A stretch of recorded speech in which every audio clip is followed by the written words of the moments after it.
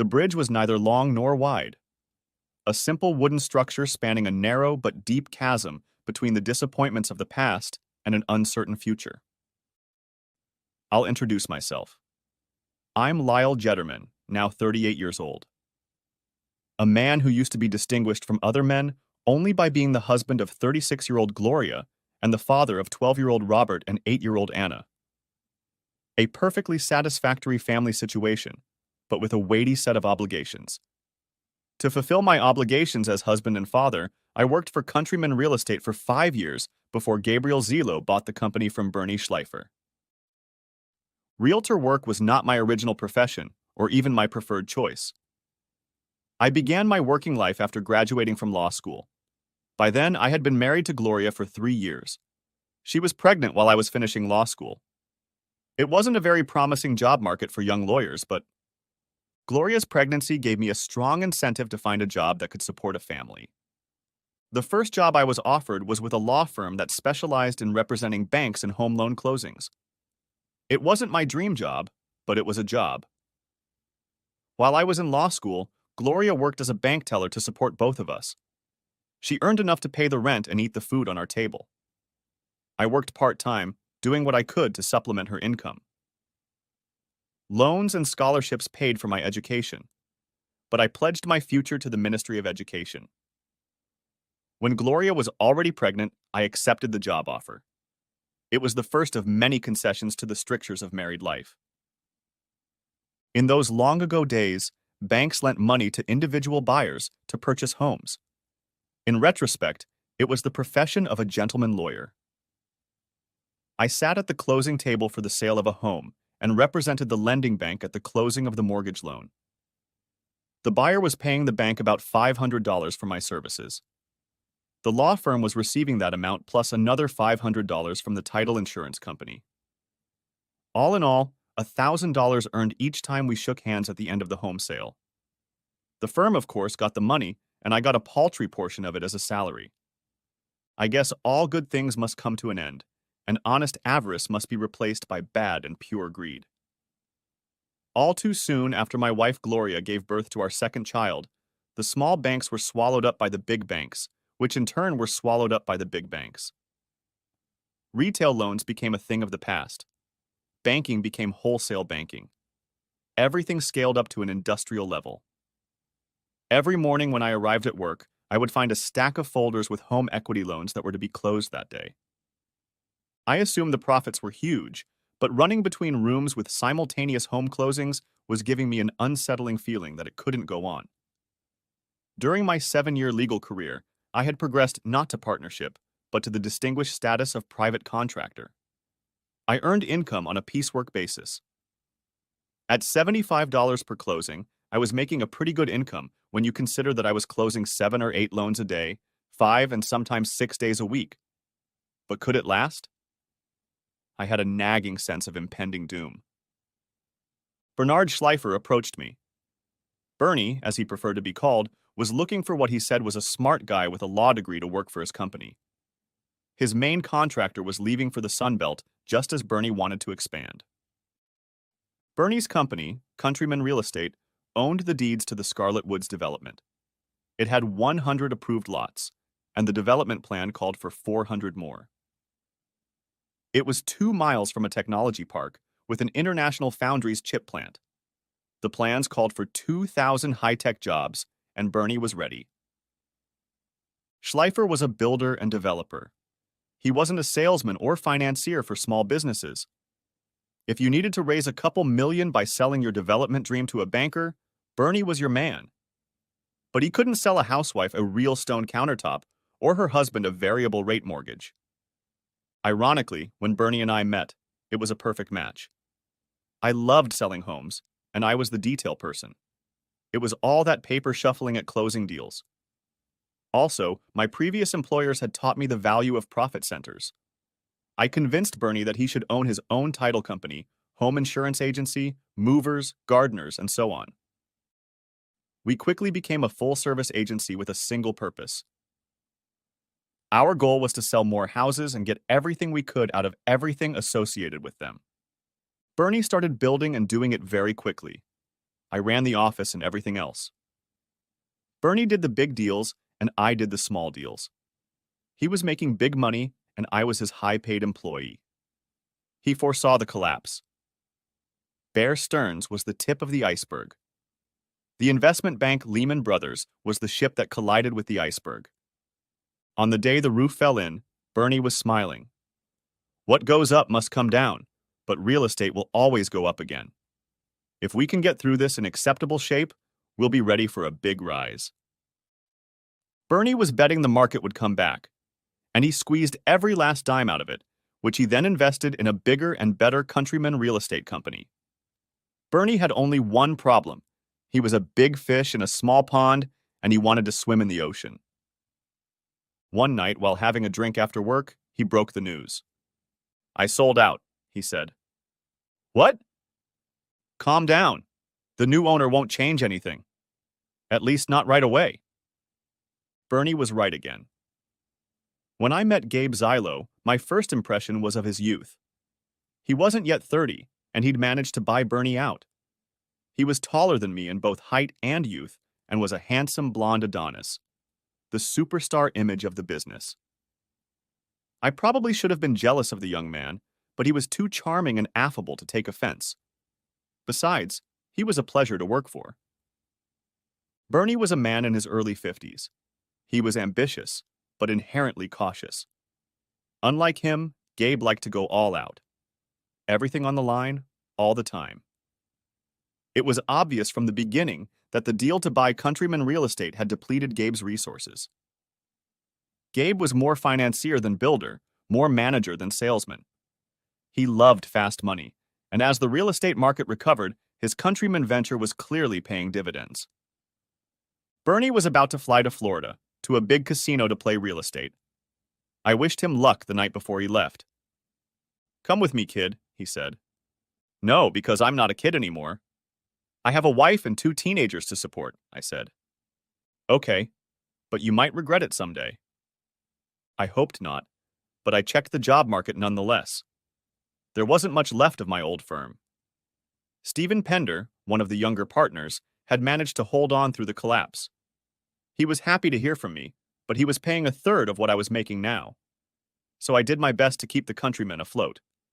But overall, I was happy working for Gabe, as we called him. He treated me well and let me run the office almost daily. Did I have any doubts about him? Yes, but the only complaint I had about my boss was minor. Bernie never threw a formal company Christmas party. Gabe went to the opposite extreme. He hired one of the most luxurious establishments in the Saratoga resort. True, in the off-season, but still at considerable expense.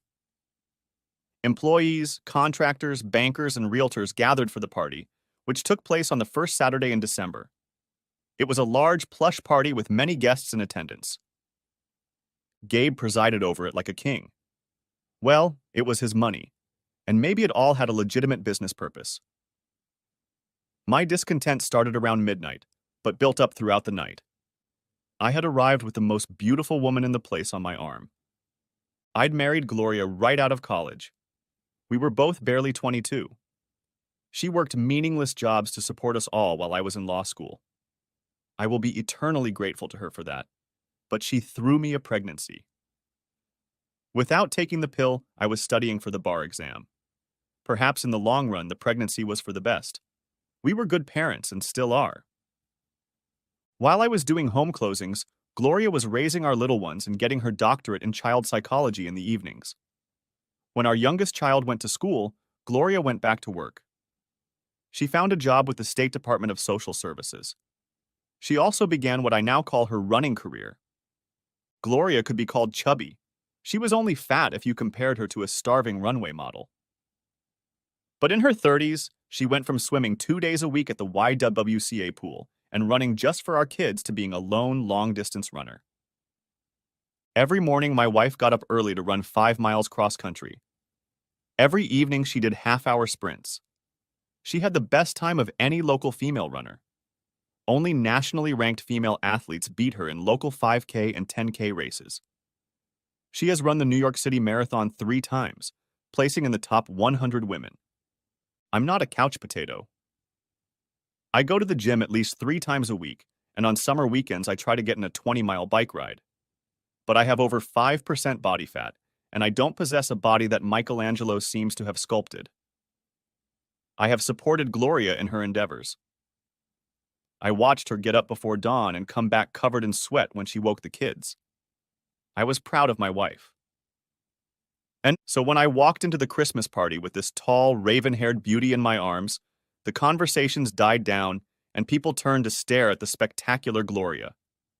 She was just over 5'2" tall, and her 3-inch heels were just my height. Her raven hair fell to her shoulders. When she ran, she braided it into a ponytail that fluttered defiantly behind her back. That night it shimmered in the ballroom lights. Gloria had done her best for the party. She wore a new black dress. My wife was no longer a chubby little girl. She was a beautiful woman on my arm. Gabe wasted no time in greeting us and taking Gloria out to dance. While I'll admit they were a lovely couple, him taller and stronger than me, his attention seemed to be crossing the line of foul. He crossed it just before midnight by kissing me. I am not a jealous man. Yes, I have a beautiful wife, but I trust her. We've been through a lot of hard times together. Years of law school, raising children, paying off student loans. We've been through illnesses, including a miscarriage. I feel sorry for couples who have never struggled together. I believe it is the hard times that bring you closer together and make your marriage strong. Gloria and I suffered together and loved each other. Gloria had a drink and clearly enjoyed the attention. I decided that was what it was all about. I picked up my wife and took her home. Nothing more was said, and she acted as if nothing had happened. I just had too much to drink, I told myself. 6 months later came Memorial Day weekend. It had been a good half year in real estate. Countryman's numbers were on the rise. The last week of May was the hottest market in a decade. The company's operating account had money piled up from home sales that was due to be transferred on the first business day of June. We checked the checks and transferred the money electronically when the office opened after a 3-day weekend. "Are you coming to camp for the weekend?" asked Gabe. Gabe had rented a cabin in the Adirondack Mountains for Memorial Day weekend. He hadn't talked about anything else for weeks. His invitation was addressed to me and Gloria, but I wanted to avoid it. "I don't know what Gloria's plans are," I said, trying to distract him. "Oh, she's on board. Looking forward to it." I threw him a perplexed look. "We spoke on the phone," he said hastily. Why didn't I believe him? But after he left, I called Gloria, and yes, she was absolutely thrilled. I guess it was the last moment to stop the train wreck. But I just didn't see it. I loved and trusted Gloria. MapQuest clued me in that the trip to Gabe's place was not going to be easy. I drove my Honda Accord to the rental place and checked out the 4-wheel drive SUV. The map said the last 20 miles would be on mountain roads and the last 3 on a dirt road. I'd been to the Adirondacks before. They could prove to be rugged mountains. Gabe's house was located southwest of Saranac Lake. The drive took almost 4 hours. The GPS only checked out for the last 5 miles. We pulled off the county road onto 2 lonely miles of half-empty road, ending in a wooden bridge. The bridge was narrow but looked sturdy. Recently repaired, it crossed a ravine. The gully wasn't very wide, but it was deep. This type of topography is common in the Adirondacks. It is because of the difficult topography that wildlife has been preserved here. I slowly walked across the bridge, wondering if there was another alternate exit, even though the GPS map didn't show one. I felt like a mouse caught in a trap. I wondered if there was a cat nearby. After 3 miles on a dirt road, we pulled up to a 2-story cabin. It was built in a meadow on the side of a mountain, about 1,000 feet below the summit. If you looked north, you could see a dozen Adirondack mountains. We reached a remote spot where what must have appeared to be a rustic cabin was built. I stopped the SUV in a well-maintained parking lot next to 3 similar but much more expensive vehicles. Everything looked new and meticulously maintained. The cabin itself was one of those modern log structures that just look rustic. It's modern architecture with traditional cladding. A large, comfortable modern building pretending to be a 19th century mountain retreat. The impression was rich. Gabe had once again gone overboard to impress. I had no doubt who he wanted to impress, and it wasn't me. They met us on a wide porch with Adirondack chairs and accompanying decor. There were 6 of them in all. 3 young men, Gabe, and 2 of his college friends. Ken Lewis was the shortest, about 5 feet 10 inches, but built like an athlete. He, like Gabe, was in his early 20s. Ken was beginning to bald, and his face wasn't as handsome as Gabe's, but physically he was pumped up with muscles that showed through his tight t-shirt and shorts. His second college buddy was Glenn Sachs. About 6 feet tall, lean build, with curly blonde hair, he looked better than Ken. He stood, hugging the blonde woman tightly. She was introduced as Sharon. She was a pretty woman with curves and a large bust. She was at least 30, maybe more. 8 to 10 years older than Glenn. A slightly younger woman named Robin stood next to Ken, and clearly with him. She was a short, plump brunette in her 30s, very well built. The last person at the party was a tall woman with long blonde hair. This was Paula Henry, and she was one of those women who, for lack of a better word, could be called beautiful. Definitely a woman with attractive but sharp, not quite feminine facial features. Her look said she was smart. She knew it, and so did you. Of all the women, she was clearly the youngest, and was the boys' school friend. Everyone was very friendly and overly happy that we were doing this. But the whole greeting was out of order. Gabe clearly greeted my wife as an afterthought, and his friend Paula looked at me the way one looks at a lab animal before dissecting it. Dinner was in store for us. So we quickly took our bags to our assigned room on the second floor. Our small room was next to the master bedroom that Gabe occupied. We all took seats in the living room. The huge living room, dining room, and game room measured 40 by 40 feet. Here, at a large oak table, we ate microwave-packed gourmet lunches. The food was delicious, but inexpensive. Wine was provided in huge quantities. I monitored my drinking as much as possible when the host is trying to constantly refill your glass. After dinner, all this friendly company went to sit around the gas fire on the terrace. That's where the hard liquor came into play. Apparently, this was a weekend devoted to drinking. Through careful questioning and keen observation, I began to examine my situation. At first glance, I was on an ordinary holiday weekend with my boss, 2 of his friends and their female companions. However, it turned out to be much more complicated than that. It only took a few minutes to find out that Robin had a fiancé somewhere, but not here, and Sharon was married with 2 children and a husband at home.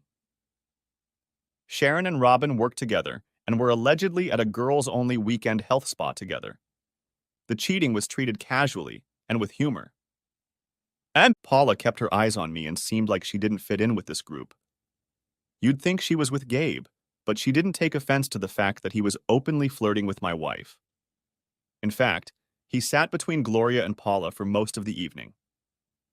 Gabe continued to talk mostly to Gloria.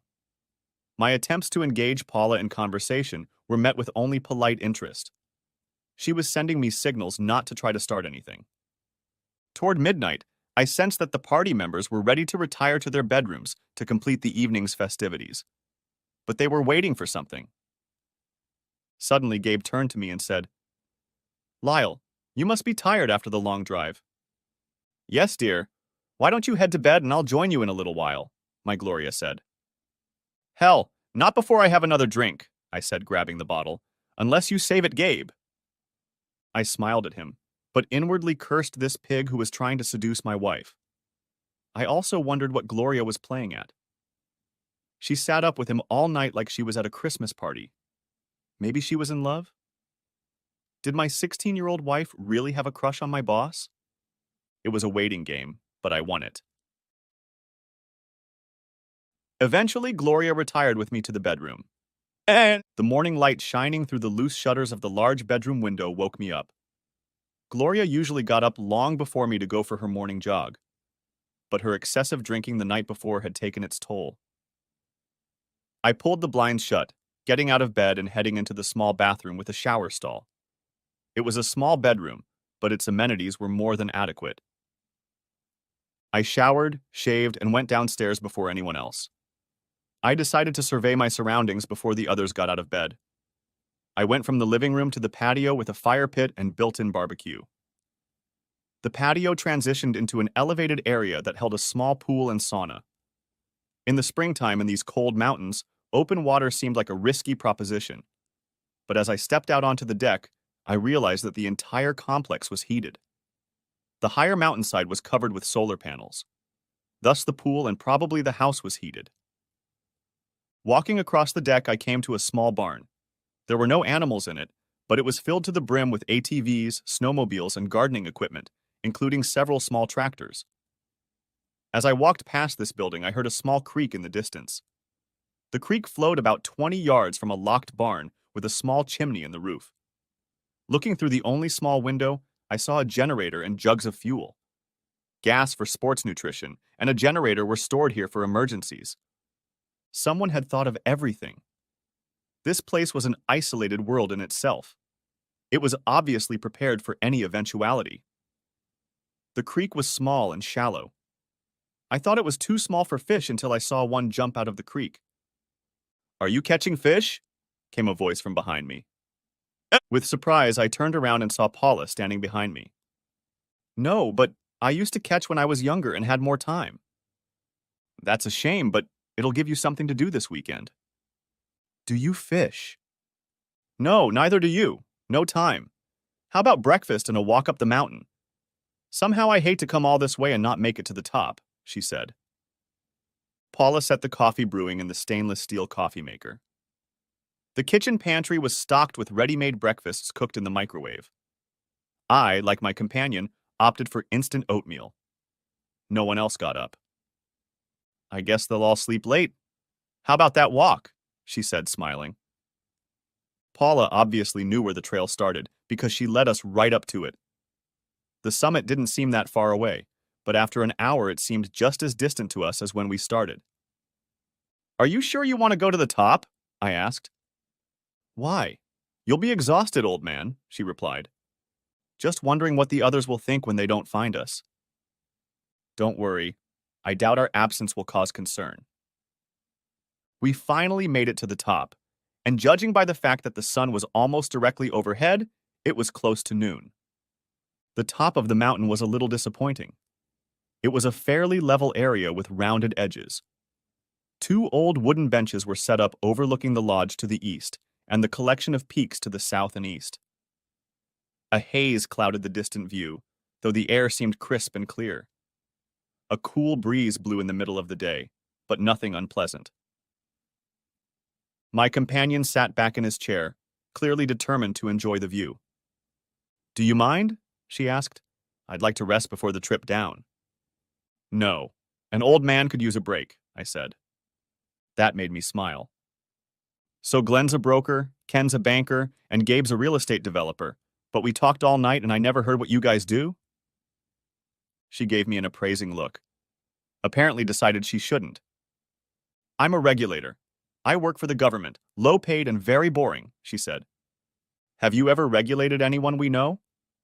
"Oh, not lately. When we were in college, I had to help guys all the time. You know, cover for them from an angry girlfriend or provide them with cheat sheets for exams. They were always on edge. That's what makes them who they are. You know, exceptional young people." "So that's your job? You cover for them?" "What's the use of closing the barn door when the horse has already run out? It won't help get the horse back in. Regulations only hold things back. It's better to let the smart people get help and let the rest of us be pushed aside to make room. In the end, it's better that everyone benefits according to their merit." "So what are you going to do this weekend? You didn't seem keen on partying last night," I said. She paused, as if the question had caught her off guard. I stood up and stepped aside where I could see the road leading down the mountain.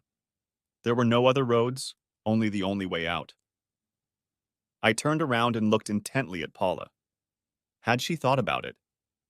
The others, as I realized in a gestalt moment, were completely blind to everything but their own physical appetites. And her? Obviously, she was looking.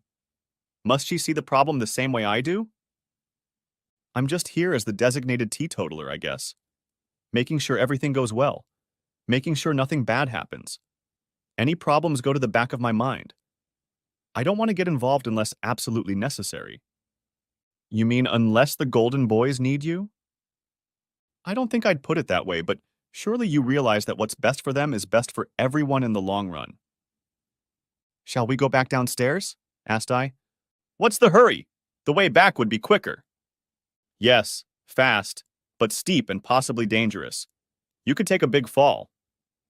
Why worry when you're at the top? She said, got up and started down. We made it to the lodge without incident, but my bad vibes intensified. We found the others by the pool. My wife was in a black bikini I'd never seen before. The other women were no better. As Paula and I walked over, I saw my wife sitting on Gabe's lap and giving him a kiss.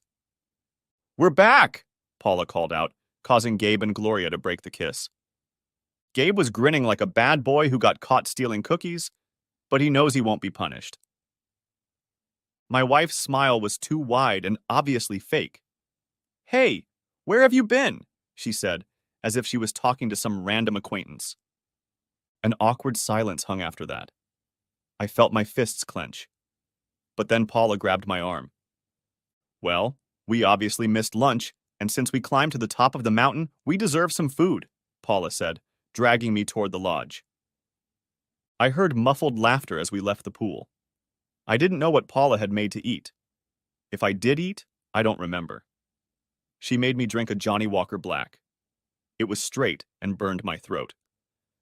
Think before you act, she said.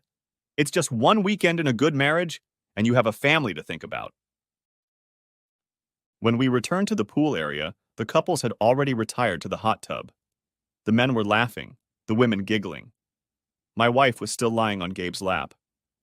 Paula took a seat from where she could watch from and positioned herself between me and the hot tub. I defiantly took another drink and then abruptly stepped back. I tossed the drink away as I disappeared from sight. I wandered around the grounds of the lodge, checking out the layout of everything, killing time and dreading the thought of where this was going, realizing that eventually I would have to fully master my abilities. I headed to our bedroom, consciously forcing myself to try and sleep. As I lay there trying to calm my thoughts, the question of why my wife of 16 years was flirting and making out with another man kept me awake. We had been through so many difficult times together. Early poverty, children's illnesses, endless attempts to make ends meet on a middle-class budget. We were just beginning to climb toward a safe and comfortable place. The children had reached the age where they could take care of themselves.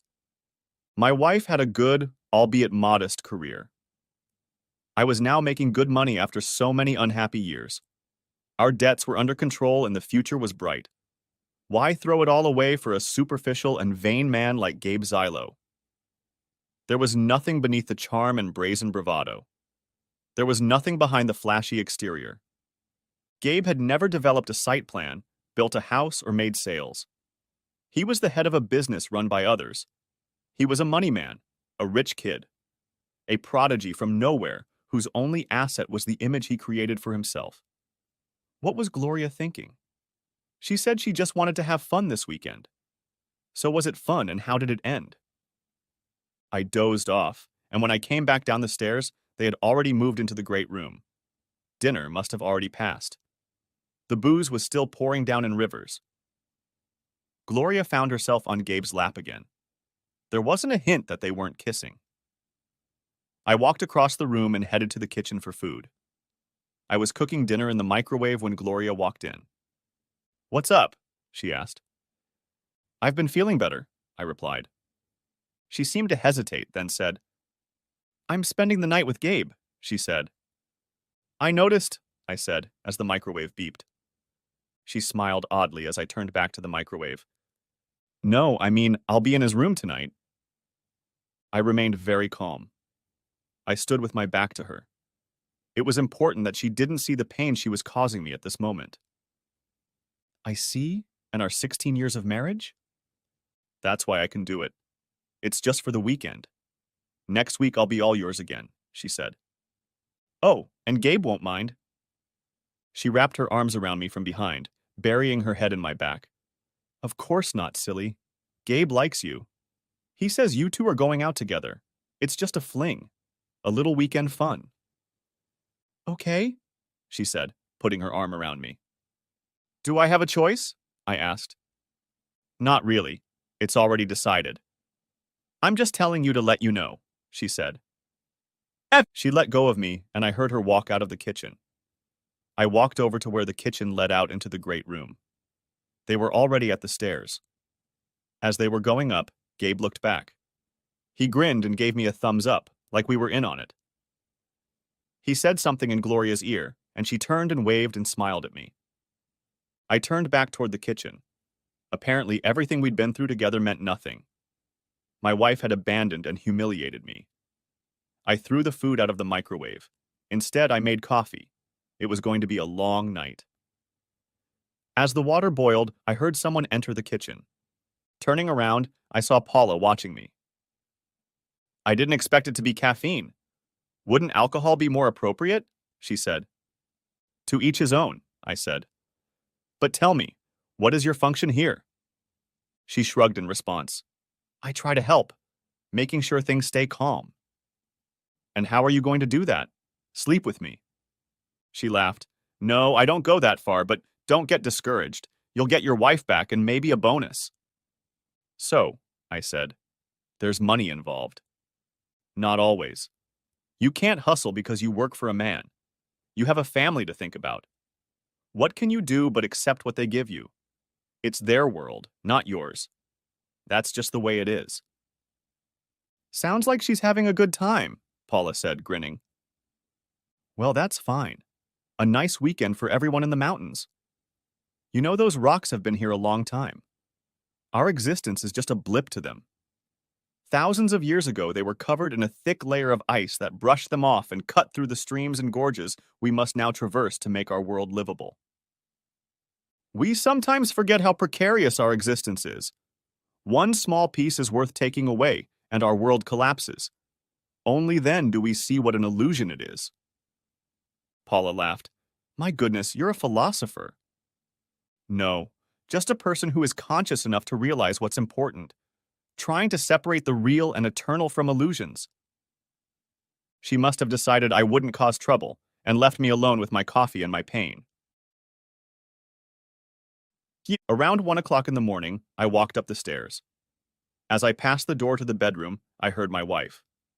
I took a shower, then changed into my warmest clothes. It was going to be cold outside. While waiting, I tried to ignore the noise coming through the walls. It was past 3 in the morning when the house was finally quiet. I waited another 30 minutes, then crawled downstairs. In one of the kitchen cabinets, I found a flashlight and candles with matches. A necessary precaution, I thought, in case the electricity was cut off by harsh reality. The night was truly dark. The moon had already set. The night sounds of the mountains could be heard, but to a city dweller, they seemed silent. I had no trouble finding the shed and the 20-gallon plastic jerry can that brought fuel for motorsports. I also found a wrench. There was a padlock hanging on the generator shed door, but the hinge mechanism was rusted through. The wrench solved that problem. The owners of the cabin provided a good hand siphon for pumping gasoline. It didn't take 10 minutes to fill the canister with gasoline. It took a few more minutes to walk around the lodge building and to the spot where my rented SUV was parked. I poured gasoline into the back, removed the handbrake, and put the truck in drive mode. I let it drive down the road as far as it would go, after which I started it up and drove off. As I approached the bridge, I dropped my speed. I carefully drove over it. When I pulled onto the gravel road, I stopped. I took my time and made sure the gasoline had soaked into the wood of the bridge. It was a well-made and sturdy structure. It was something carefully crafted, the work of skilled builders, craftsmen making things. Wealthy people had installed the bridge so that those who lived off the sweat of others could have a fun weekend. The fun had to end. I dropped the match. It hissed, then caught fire. A finger of flame rose as I stepped back. A roaring explosion of heat and fire soon followed. I heard the crackle of the bridgewood as it caught fire. The flames must have been visible from miles away. I turned to my car and drove slowly. There was no need to hurry. Everyone who could see was now trapped on the other side. I was sure I would be far away before they realized their position. About the time dawn broke, I pulled off the highway to get gas. I filled up the SUV and left the empty canister at the pump. Someone would find it. With it, the only link between the fire and me was gone. I turned in the SUV around 9 in the morning and picked up my car. I showered again and dressed businesslike for the office. I had 2 more small things to do to finalize my association with Countryman Real Estate.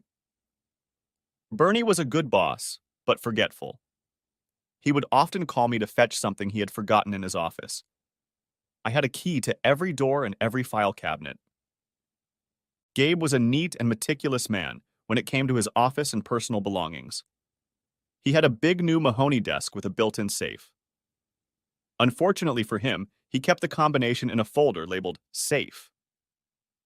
It was in a locked cabinet, but I had the key, thanks to Bernie. 20 minutes after entering the Countryman office, I retrieved the diary with the password from Gabe's safe and logged into the company accounts. It would have been easy to walk away with everything, but that wasn't my plan. Stealing would get me nothing but jail time. I simply transferred the money from the operating account to another account. When I first started Countryman, we opened a trust account for deposits. With each new construction, a new trust account was opened. It was a state requirement. The original trust account was long forgotten about. The old account was in the records, but it was no longer on the books. It was an empty account until I transferred almost $20 million into it. I transferred all of our cash into it and, for extra convincing, maxed out the line of credit. My actions may seem like an empty gesture. Nothing was stolen. Everything was still in place. But it would take a few days to find and recover that money. Early Tuesday morning, electronic fund transfers hit an empty transaction account. Hundreds of payments hadn't gone through. I wasn't sure how big the damage would be, but we always borrowed more from banks than we had. We existed on credit. Take away that credit and times would get tough, at least for a while. Countryman will have to work hard to restore his good reputation. The longer the deficit lasts, the more serious the problem will be. With any luck, Gabe will still be on the mountain on Tuesday. I won't be, because my next action after putting everything in place will be to write my resignation letter. I was about to leave the office, placing my resignation letter on Gabe's secretary's desk, when my cell phone rang. I looked at my phone. Gloria's picture appeared on the screen. I ignored the call. A moment later, the phone went to voicemail. I shouldn't have listened, but I did. "Baby, where are you? They say the car's gone. I'm worried. Call me," my wife said. About half an hour later, the phone rang again. It was Gabe. "Hey, Lyle, are you okay, buddy? Gloria's really worried. Give her a call. Right now." I caught a little threat at the end. It brought a smile to my face. That Sunday, there were 3 more calls from Gloria and a second from Gabe. In the second call, he was more threatening, demanding that I call him back. Monday morning, I went to pick up the kids from Gloria's parents. As I was on my way out the door, Gloria called again. "Lyle, I'll be back tonight. We need to talk. If you get this message, please call. I'm really worried. This is childish," she said. I was sure she wasn't coming back. When I arrived at her parents' house, they were already waiting for me. "Gloria called and said you could come alone to pick up the kids," her mother said. "You need to call her son," her father said. "She said she'd be back tonight. I think it's best if I wait until then. We have some things we need to work out in person." I wasn't going to get into a discussion with my in-laws if I could avoid it. My in-laws were not happy, but there was little they could do. My daughter caught on that something was wrong, but I told her, "This is an adult problem between Mom and me, and to be fair to her, we should wait until she comes home to discuss it." Once the kids were home and settled, I went to the room that used to be our bedroom and called Felix Rodriguez.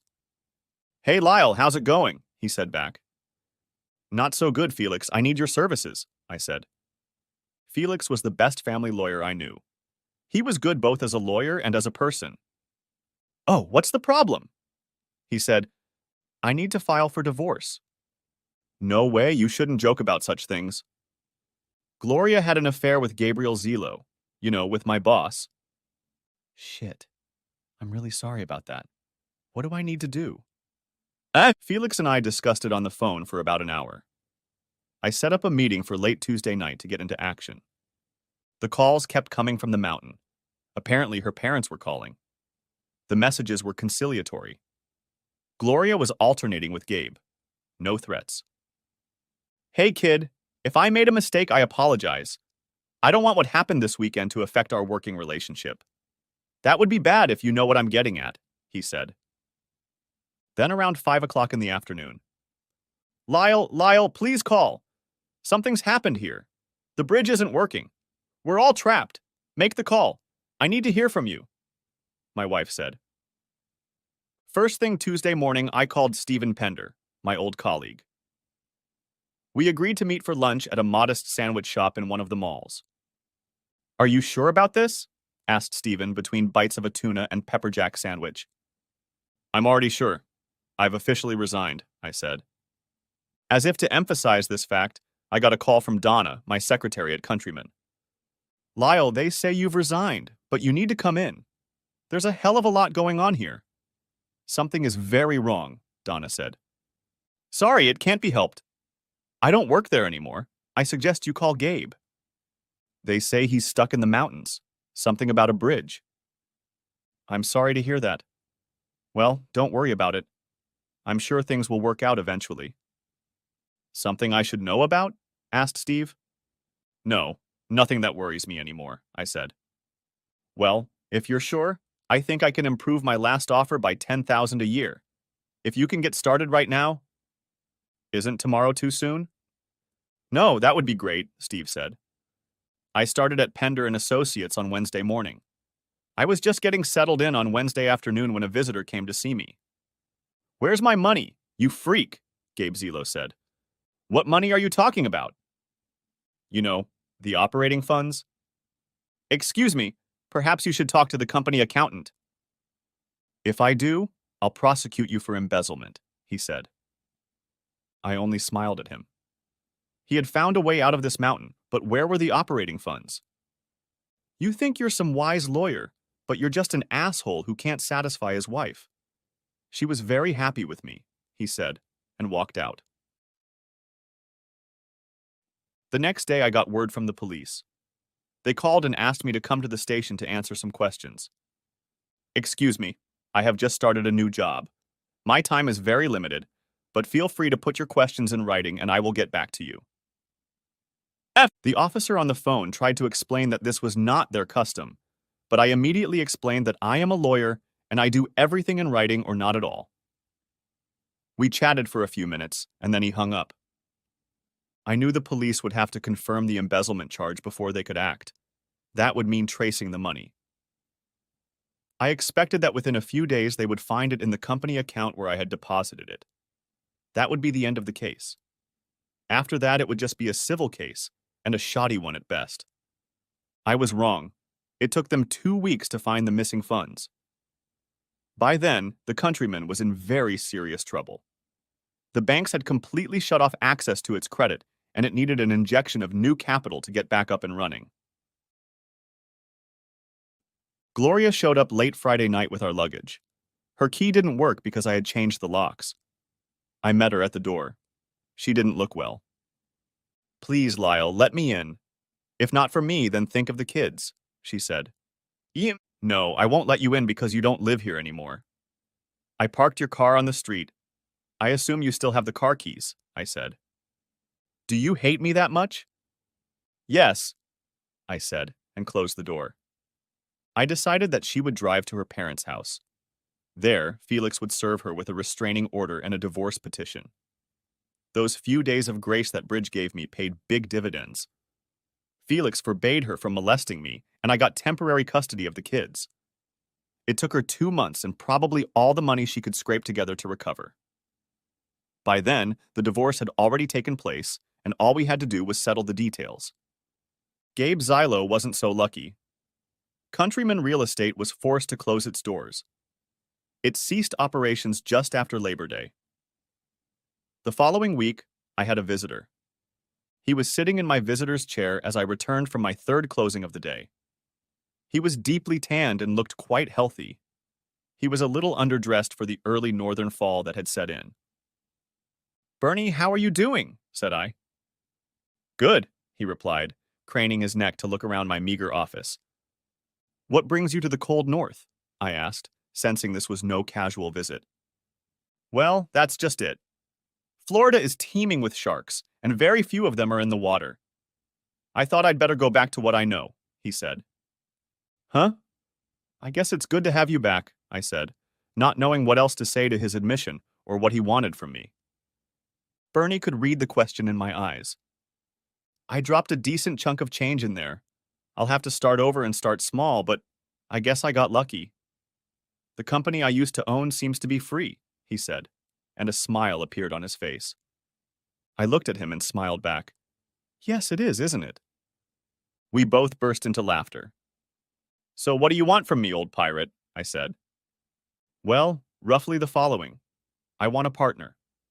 At my age, bankers think that any business I start won't be followed through, and you and I make a good team. What do you say?" "I have very little money.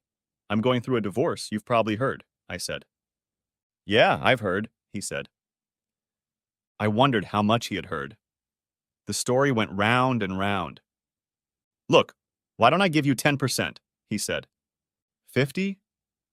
Be reasonable. You just said you don't have any money to invest." "I bet you don't either. But I'll settle for 45%, I said. "Look, 25% is fair. But it's not enough. 40% and the option to buy another 10% in 10 years. "Okay, I hope I live that long," said the man I knew was going to attend my funeral. Bernie and I went back into business. We bought all the Countryman lots at a discount from the banks who now owned them, using money from the same bank. I thought we were in for a rough ride, but soon we were in a very steady business, building and selling houses. Life went on, and so did my divorce.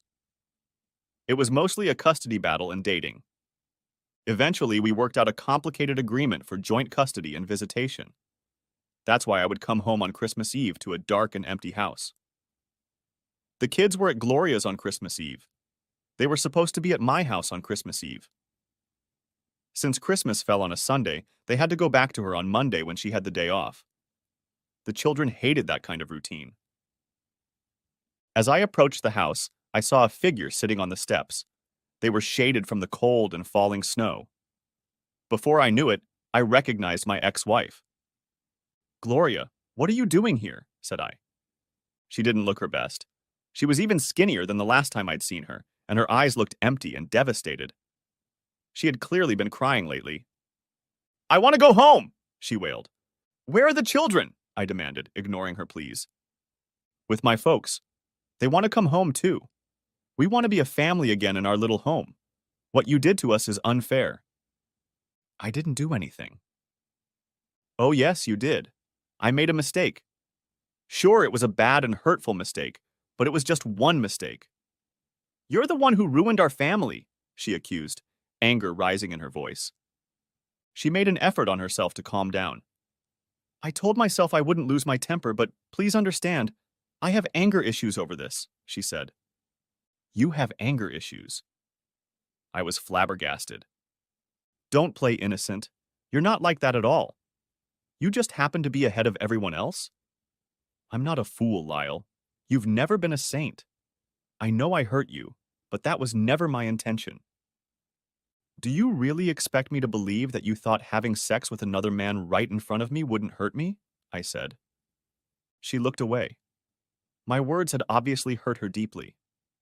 I saw her wiping her eyes with her hands, even though she was now standing with her back to me. It was evident that she was crying. Her voice was low and pain-filled but steady. "I was always the fat girl, the last one asked to dance. I had to go along with whoever asked. I was a good girl, so I spent a lot of time fending off rude attacks. I waited for the right man all through high school and almost all through college. When I met you, I knew I had found the right man. When we got married, I was a virgin. I didn't make a fuss about it, but I thought you knew. You're not a prince now, and you certainly weren't then. You were just a regular guy, but I loved you with all my heart. Yes, you were a little smarter than most and more ambitious, but we were always broke. I learned to live with lowered expectations because I loved you. It hurt me to see you struggling so hard. Then Gabriel came along and things seemed to get better. He was everything a woman wants in a man. For once, the prince wanted me. It was flattering. After the Christmas party, he kept calling me. It wasn't serious, just flirting. You know, the kind of thing beautiful women get all the time. Not that I wasn't being hit on, but not the beautiful, powerful elites. He said nice things about you and how lucky I am to have a great guy like you. I bet he just loved the hell out of me, I said. Loved you. He told me how hard you worked and how he wanted to reward you. I knew he was saying that if I was nice to him, he'd take care of you. I guess I let him convince me that you will win if I give in to him. That's true, but so was the fact that I wanted him.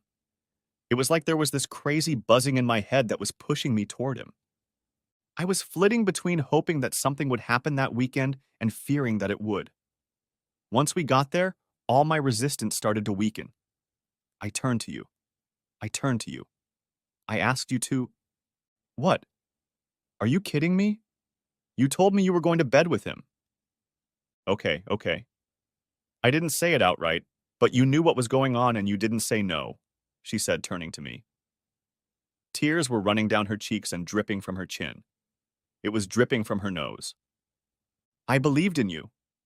Like I said that night, we'd been together for 16 years. How could you do that to me? I said. But that's the thing. We were in love with each other. It was just an affair. Nothing compared to what we had before and will have afterward. Are you crazy enough to believe that after hearing you scream with pleasure for him that we could have something together? Oh shit, you can't be that stupid. It was all an act. I wanted to be good for him. I put on a show. Men like that, they need it and expect it. I never act like that in bed, and you should know that after 16 years of making love to me. I only know what you did. How you humiliated me.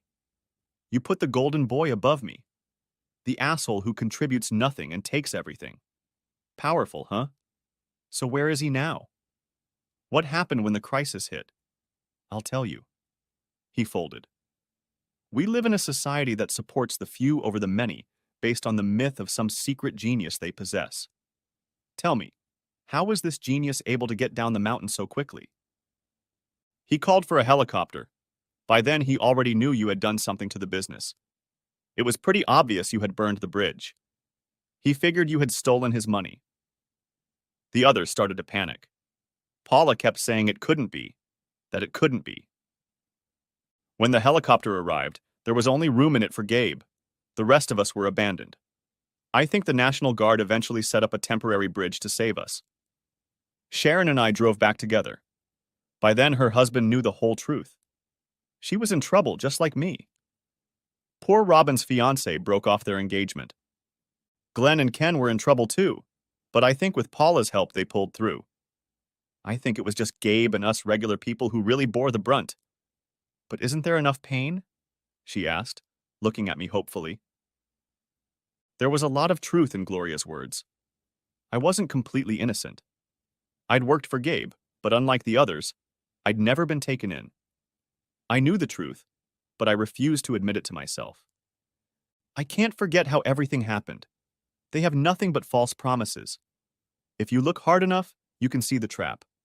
But no one looked. Illusion is much better than reality. We've been through some tough times, but they've gotten better. You and Gabe took away the security of my home. I can never get that back because those bastards proved that everything I believed in was an illusion. You and I were an illusion, I said, as I stood up and headed for the door of the dark and desolate house. She didn't give up. Answer me this, she said. Are you better off alone, without me? Or are you better off with me and our kids around the Christmas tree tonight? I looked at her. It would have been so easy to put her in my arms, love her, bring the kids home to sleep in their own house on Christmas Eve, and pretend that what had never happened. But all I could say was, I don't know. That's a good question, but I don't have an answer for it. With those words, we turned away from each other. What was in our past cannot be changed. We must live for our future. The end. Thanks for watching. I hope you enjoyed it. So subscribe to my channel and watch the next video.